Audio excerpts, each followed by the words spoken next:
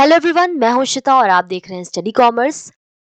इस वीडियो में हम डिस्कस करेंगे यूजीसी नेट जून 2023 शिफ्ट सेकंड के इंटरनेशनल बिजनेस के क्वेश्चंस को। फर्स्ट क्वेश्चन है, match the list 1 with list 2। List 1 में आपको दिया है इंटरनेशनल ट्रेड थियोरीज और लिस्ट 2 में दिया है किसने इन थियोरीज को प्रोपाउंड किया है। अब देखिए, जो इंटरनेशनल ट्रेड थियोरीज हैं ये एक्सप्लेन करती हैं कि जो गुड्स हैं उनको किस तरीके से ट्रेड किया जाए। दैट मीन्स कि जो भी नेशंस हैं उनको कौन से गुड्स में एडवांटेज है, ट्रेड करने में कौन से गुड्स में उनको एडवांटेज है, ये ट्रेड थियरीज बताती हैं। जो ट्रेड थियरीज हैं वो दो तरीके की हैं, एक है आपकी ट्रेडिशनल थियरीज और दूसरी है मॉडर्न थियरीज। चलिए क्वेश्चन को देखते हैं। पहला दिया है फैक्टर एंडोमेंट थियरी, ये दिया है हेक्सचर और ओलिन ने। दूसरी है प्रोडक्ट लाइफ साइकिल थियरी, ये दिया है रेमंड वर्नॉन ने। थर्ड है एब्सोल्यूट कॉस्ट एडवांटेज थियरी, ये दिया है एडम स्मिथ ने। और कॉम्पिटिटिव एडवांटेज थियरी ये दिया है माइकल पोर्टर ने। ऑप्शन सेकंड यहां पर करेक्ट होगा। इंटरनेशनल ट्रेड थियरीज पे मैंने ऑलरेडी वीडियो बनाया हुआ है। पार्ट 1 में ट्रेडिशनल थियरीज हैं और पार्ट 2 में आपको मॉडर्न थियरीज मिलेंगी। अगर आप डिटेल में इन टॉपिक्स को पढ़ना चाहते हैं तो आई बटन पे क्लिक करके आप इन वीडियोस को देख सकते हैं।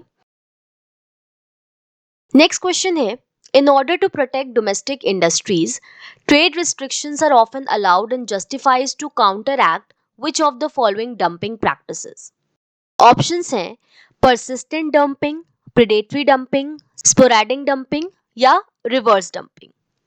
डंपिंग का मतलब है कि किसी फॉरेन कंट्री में गुड्स को एक्सपोर्ट करना, लेकिन ये जो एक्सपोर्ट किया जाता है इसमें जो प्राइस होती है वो कम होती है in comparison to the domestic country. यानी डोमेस्टिक कंट्री में किसी पर्टिकुलर गुड की जो प्राइस होती है उससे कम प्राइस पे फॉरेन कंट्री में उस गुड्स को एक्सपोर्ट किया जाता है। अब डिफरेंट टाइप्स ऑफ डंपिंग होते हैं। जैसे पहला क्या है, परसिस्टेंट डंपिंग। परसिस्टेंट डंपिंग का मतलब होता है कि किसी पर्टिकुलर प्रोडक्ट की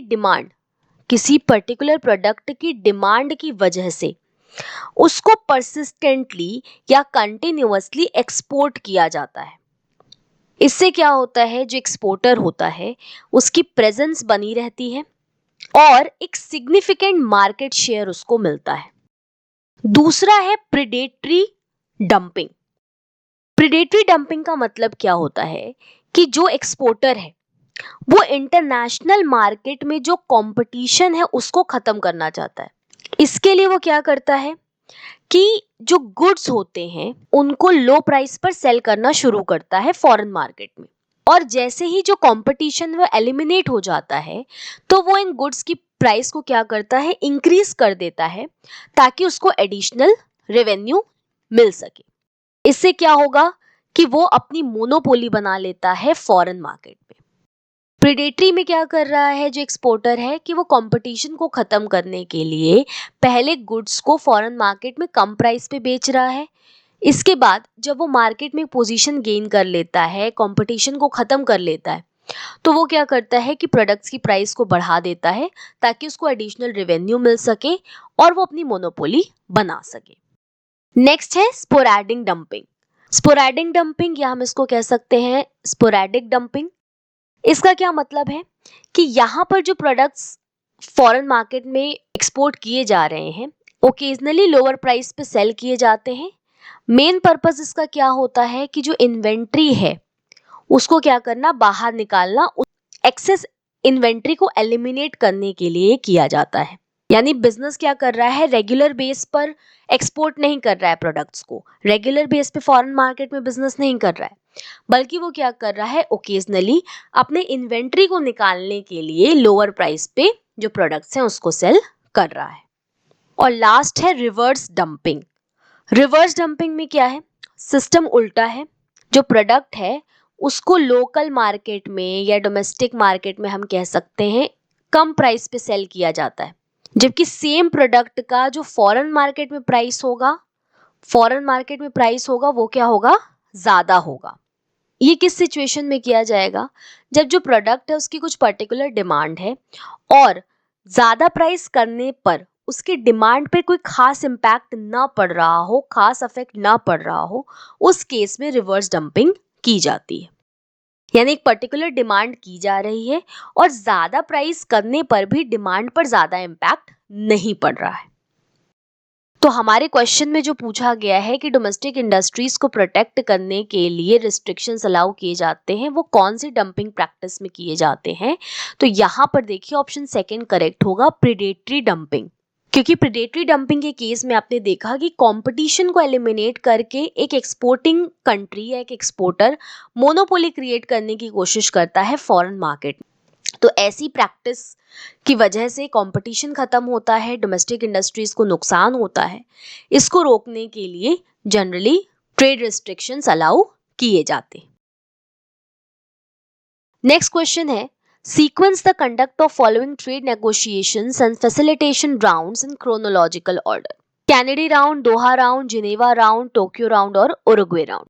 तो देखिए WTO यानी कि वर्ल्ड ट्रेड ऑर्गेनाइजेशन, ये ऐसी इंटरनेशनल ऑर्गेनाइजेशन है जो नेशंस के बीच में जो ट्रेड होता है उससे रिलेटेड रूल्स में डील करती है। अब अगर हम हिस्ट्री में जाएं तो 1944 में ब्रेटन वुड्स कॉन्फ्रेंस हुई थी। उसमें क्या हुआ था कि 3 इंस्टीट्यूशंस को प्रपोज किया गया था बनाने के लिए, IMF, IBRD और ITO यानी इंटरनेशनल ट्रेड ऑर्गेनाइजेशन। तो यहां पर ये दोनों ऑर्गेनाइजेशंस तो स्टैब्लिश हो गई, लेकिन ये बन नहीं पाई थी। फर्दर यूएस ने इसे रेटिफाई नहीं किया, तो ITO कभी बन नहीं पाई। इसके बजाय क्या हुआ कि 1947 में GATT, general agreement on tariffs and trade, ये साइन किया गया बाय 23 कंट्रीज इन जिनेवा और 1 जनवरी 1948 से ये इन्फोर्स हुआ और तब तक चला जब तक 1995 में WTO एस्टैब्लिश नहीं कर दिया गया एट उरुग्वे राउंड। मैराकेश अग्रीमेंट को साइन करके उरुग्वे राउंड के बाद 1995 में WTO को एस्टैब्लिश किया गया। तो टाइम टू टाइम जो ये अग्रीमेंट होता है, इसमें जो कंट्रीज होती हैं ये मिलती हैं और नेगोशिएशंस करती हैं मल्टीलेटरल ट्रेड को लेकर के। तो देखिए सबसे पहला इसमें से हुआ है जिनेवा राउंड। ये सबसे पहले हुआ 1947 में, फिर 1956 में, इसके बाद 1960 से 61 के बीच में हुआ, जिसको हम लोग डिलोन राउंड भी कहते हैं। इसके बाद हुआ कैनेडी राउंड, ये हुआ आपका 1964 से 67 के बीच में। इसके बाद है आपका टोक्यो राउंड, ये हुआ आपका 1973 से 79 के बीच में। फिर आया आपका उरुग्वे राउंड, ये आया 1986 और 94 के बीच में। यहीं पर WTO को एस्टैब्लिश करने की बात को फाइनलाइज किया गया। और लास्ट है दोहा राउंड, ये आपका हुआ है नवंबर 2001 में।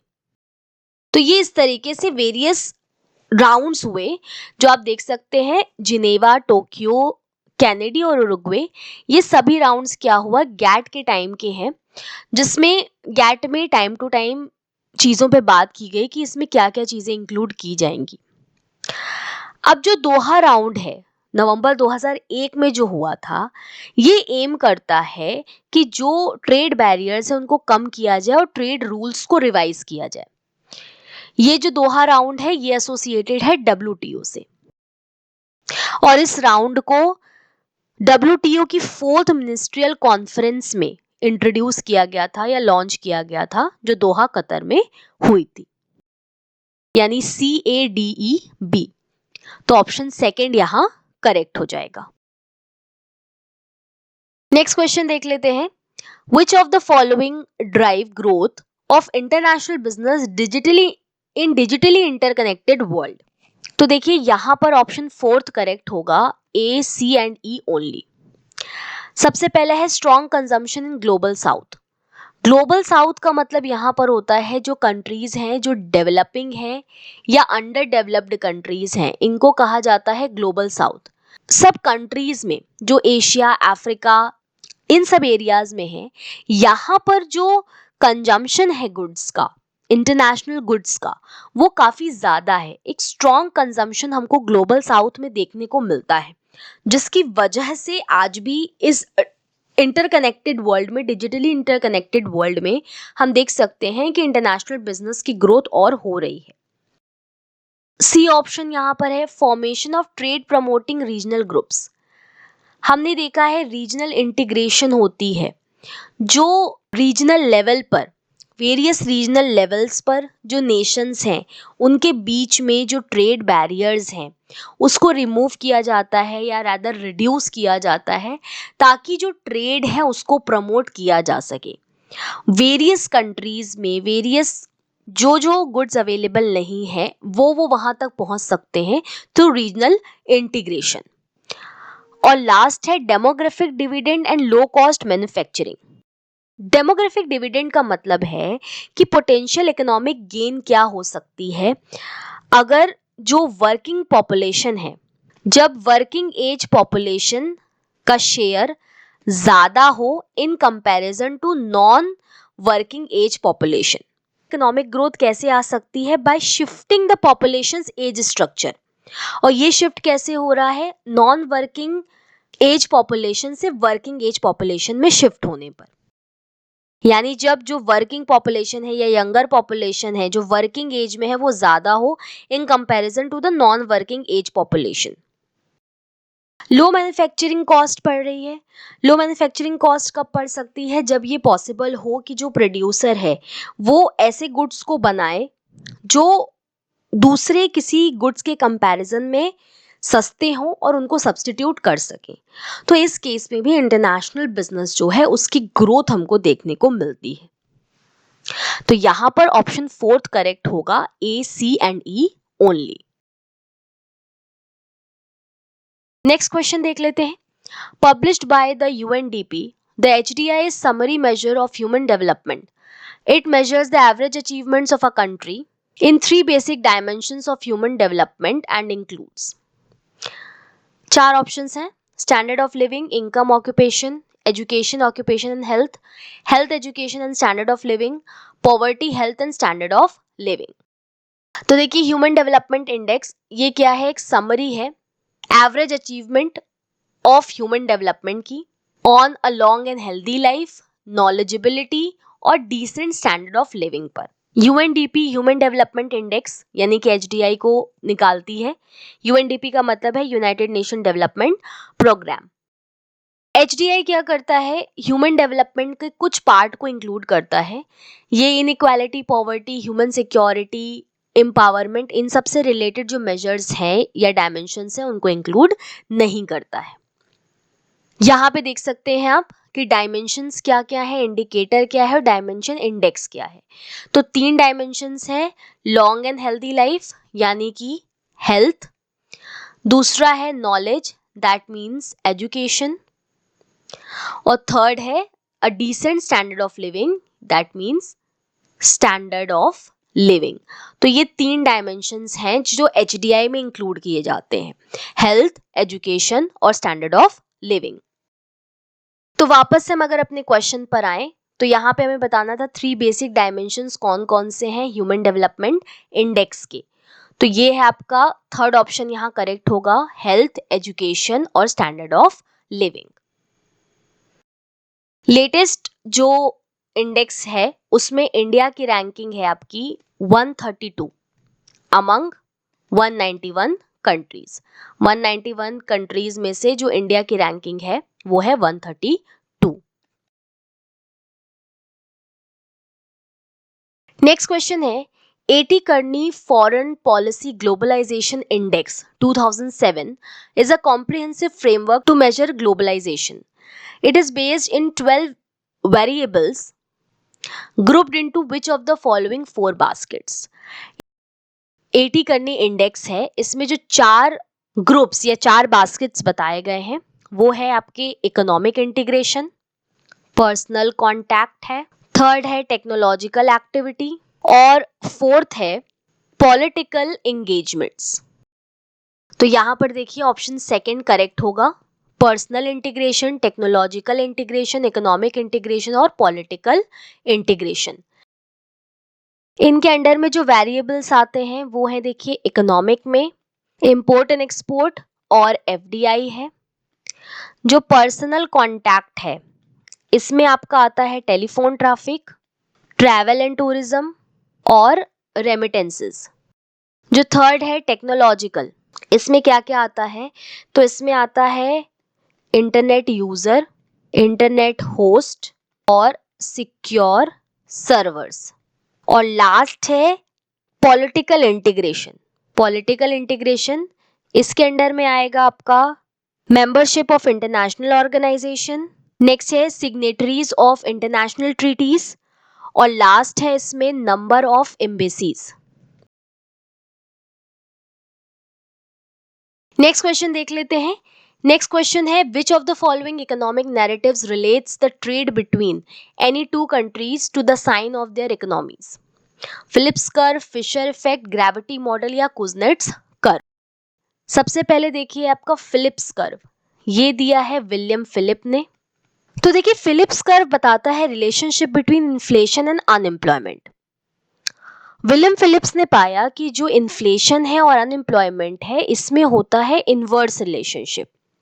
ये थियरी क्लेम करती है कि इकोनॉमिक ग्रोथ जैसे जैसे होती है उससे क्या होता है, इन्फ्लेशन आती है और इन्फ्लेशन इन टर्न क्या करती है कि ज्यादा जॉब्स जनरेट करती है, मोर जॉब्स आर जनरेटेड, जिसकी वजह से अनएम्प्लॉयमेंट कम होती है। दैट मीन्स इनवर्स रिलेशनशिप इसमें पाया जाता है।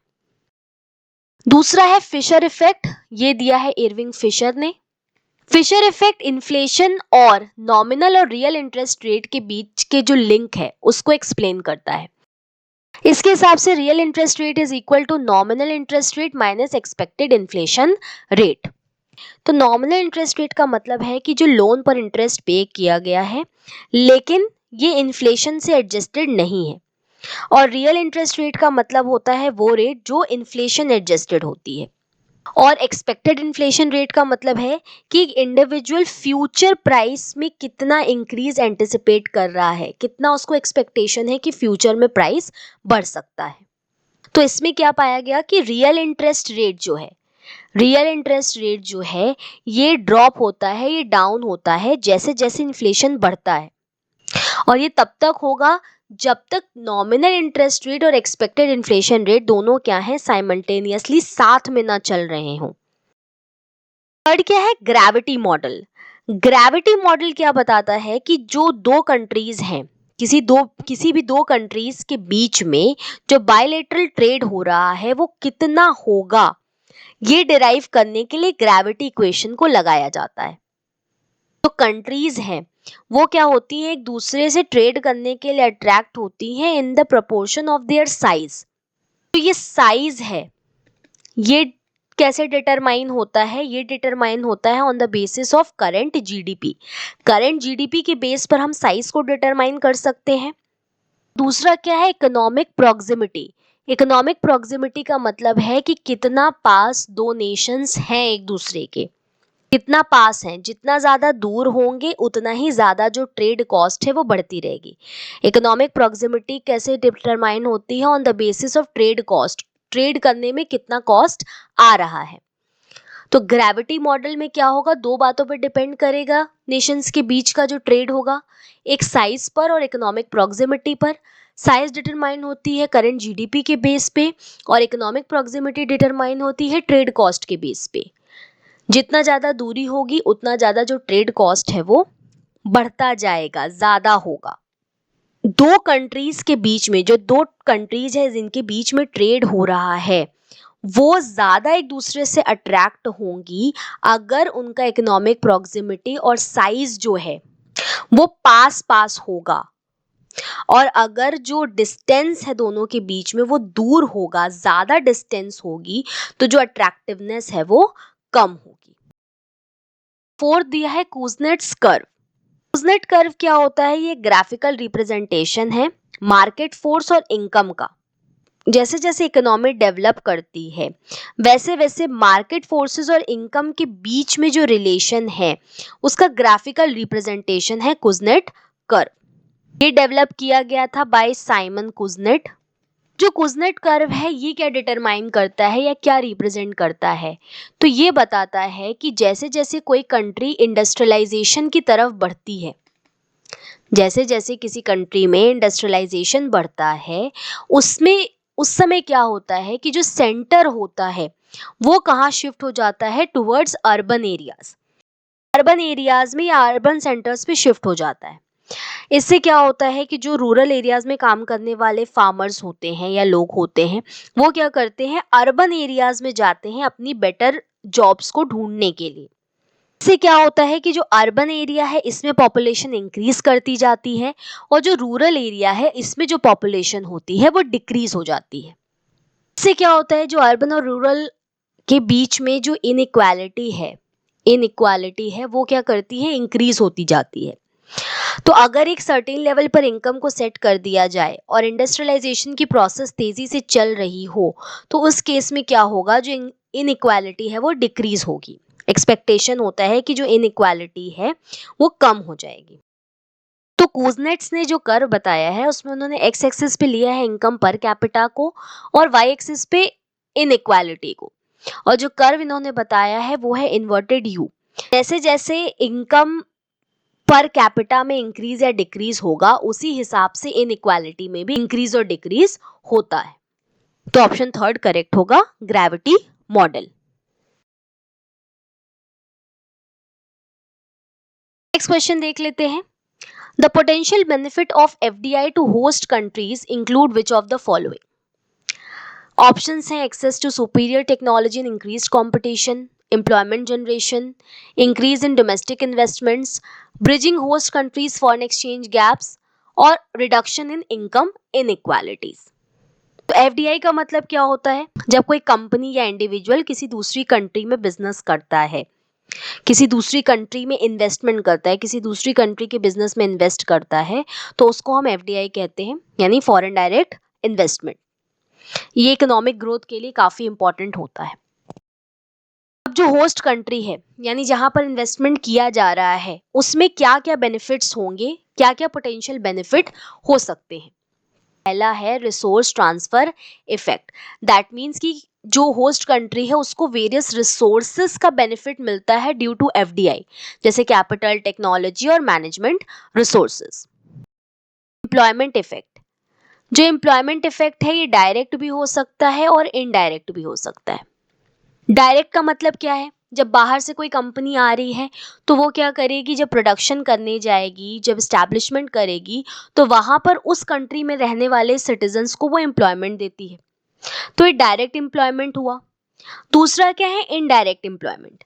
इनडायरेक्ट एम्प्लॉयमेंट का मतलब है कि जो सपोर्ट इंडस्ट्रीज होंगी, जो उस कंपनी को सपोर्ट करेंगी, या उस कंपनी में जो प्रोडक्शन हो रहा है प्रोडक्ट का, उससे रिलेटेड जो प्रोडक्शन वो करेंगी, या लोकल इंडस्ट्रीज होंगी, वो भी क्या करेंगी, एम्प्लॉयमेंट जनरेट करेंगी। क्यों जनरेट करेंगी या कैसे जनरेट करेंगी, क्योंकि उनका वर्क भी अब इंक्रीज होगा, तो जैसे जैसे उनका वर्क इंक्रीज होगा वो भी एम्प्लॉयमेंट जनरेट करेंगी। थर्ड है balance of payment effect. BOP effect का मतलब क्या है कि जो एफडीआई है वो बीओपी अकाउंट का जो डेफिसिट है उसको कम करने में हेल्प करेगी। जैसे जो इंपोर्ट्स हैं उसके सब्स्टिट्यूट की तरह काम करता है एफडीआई, जिसके थ्रू जो डेफिसिट है उसको कम किया जा सकता है। अलावा है effect on competition and economic growth. जैसे ही एफडीआई आता है उससे कंपटीशन और इकोनॉमिक ग्रोथ पर भी इम्पैक्ट पड़ता है। फॉर एग्जाम्पल, मान लीजिए कि ग्रीनफील्ड एफडीआई हो रही हो। ग्रीनफील्ड एफडीआई, ग्रीनफील्ड एफडीआई का मतलब क्या है कि कोई फॉरेन कंपनी होगी, वो आएगी, लैंड परचेज करेगी, पूरी तरीके से नए तरीके से सारी चीजें करेगी, लैंड परचेज करेगी, बिल्डिंग बनाएगी और सारी चीजें सेटअप करके बिजनेस स्टार्ट करेगी, इस्टेब्लिश करेगी। इससे क्या होगा, मार्केट में नंबर ऑफ प्लेयर्स जो होंगे, कॉम्पिटिटर्स होंगे, वो इंक्रीज करेंगे और कंज्यूमर को वेरियस चॉइसेस मिलेंगी। उससे क्या होगा, नेशनल लेवल पर कंपटीशन इंक्रीज होगा। उससे क्या होगा कि प्राइसेस कम होंगी और साथ ही साथ कंज्यूमर्स का वेलफेयर बढ़ता है। यहाँ अब अगर हम अपने ऑप्शंस को देखें तो पहला था रिसोर्स ट्रांसफर इफेक्ट, जो कि पहली बात कह रहा है access to superior technology and increased competition. दूसरा क्या था, एम्प्लॉयमेंट इफेक्ट, यानी एम्प्लॉयमेंट में भी जनरेशन होती है। थर्ड है increase in domestic investments, domestic investments में भी इंक्रीज होता है थ्रू एफडीआई। जैसे जैसे कंपटीशन बढ़ता जाएगा डोमेस्टिक इन्वेस्टमेंट भी इंक्रीज करेगा। नेक्स्ट है bridging host countries foreign exchange gaps. जो फॉरेन एक्सचेंज की प्रॉब्लम होती है होस्ट कंट्री में वो भी कम होती है, जैसा कि हम लोगों ने देखा बैलेंस ऑफ पेमेंट इफेक्ट। तो फॉरेन एक्सचेंज की भी जो प्रॉब्लम्स हैं, फॉरेन एक्सचेंज गैप जो है वो भी रिड्यूस होता है। यहाँ पर हम कंसिडर नहीं करेंगे इनकम इनइक्वालिटी को। फोर्थ ऑप्शन यहाँ करेक्ट होगा, A C D only. Next question है, brewing financial stress endangering economic stability in developed economies is the immediate consequence of which of the following. हमें बताना है कि फाइनेंशियल स्ट्रेस किस reason से यहाँ पर होगा। ऑप्शंस है fiscal indiscipline, rising price level, over leverage या इंक्रीज इंटरेस्ट रेट्स। तो देखिए यहाँ पर ऑप्शन फोर्थ करेक्ट होगा, इंक्रीज्ड इंटरेस्ट रेट्स। इसके अलावा और भी कई फैक्टर्स हो सकते हैं जैसे कि गवर्नमेंट पॉलिसी, जिसकी वजह से भी फाइनेंशियल स्ट्रेस आता है। तो इंटरेस्ट रेट्स में अगर इंक्रीज हो जाता है तो उसकी वजह से फाइनेंशियल स्ट्रेस आएगा। मान लीजिए इंटरेस्ट रेट्स अगर बढ़ जाते हैं तो इसकी वजह से क्या होगा, जो कॉस्ट ऑफ बोरोइंग है, कॉस्ट ऑफ बोरोइंग है वो भी क्या करेगी, इंक्रीज कर जाएगी। कॉस्ट ऑफ बोरोइंग भी बढ़ जाएगा तो इससे क्या होगा कि जो इंटरेस्ट पेमेंट होगा वो ज्यादा एक्सपेंसिव हो जाएगा, जिसकी वजह से फाइनेंशियल स्ट्रेस आएगा। रियल एस्टेट के केस में क्या होगा, इंक्रीज होगा अगर इंटरेस्ट रेट, तो उसकी वजह से क्या होगा कि जो मॉर्गेज रेट है वो बढ़ जाएगी। मॉर्गेज रेट बढ़ने से क्या होगा, जो हाउसेस की डिमांड है वो कम हो जाएगी, जिसकी वजह से रियल एस्टेट सेक्टर में भी काफी नुकसान होगा। इसके अलावा अगर इंटरेस्ट रेट ज़्यादा होते हैं तो जो बिजनेसेस हैं वो अपना एक्सपेंशन नहीं कर पाएंगे, क्योंकि जो बोरोइंग है, कॉस्ट है बोरोइंग की, वो क्या हो गई है, बढ़ गई है। गवर्नमेंट का डेट बर्डन बढ़ जाएगा। कैसे बढ़ेगा, क्योंकि इंटरेस्ट रेट बढ़ने से क्या होगा, इंटरेस्ट पे करने वाला एक्सपेंस जो होगा गवर्नमेंट का वो भी बढ़ जाएगा। इसकी वजह से फाइनेंशियल स्ट्रेस आता है। अगर आप हमारे लेक्चर्स की फ्री पीडीएफ डाउनलोड करना चाहते हैं तो आप हमें टेलीग्राम पर ज्वाइन कर सकते हैं। लिंक आपको डिस्क्रिप्शन बॉक्स में मिल जाएगी, या फिर इस क्यूआर कोड को स्कैन करके भी आप हमें ज्वाइन कर सकते हैं। आज के इस वीडियो में हमने पढ़ा यूजीसी नेट जून 2023 शिफ्ट सेकेंड के इंटरनेशनल बिजनेस के क्वेश्चंस को। होपफुली ये चीजें आपको समझ में आई होंगी। Thank you.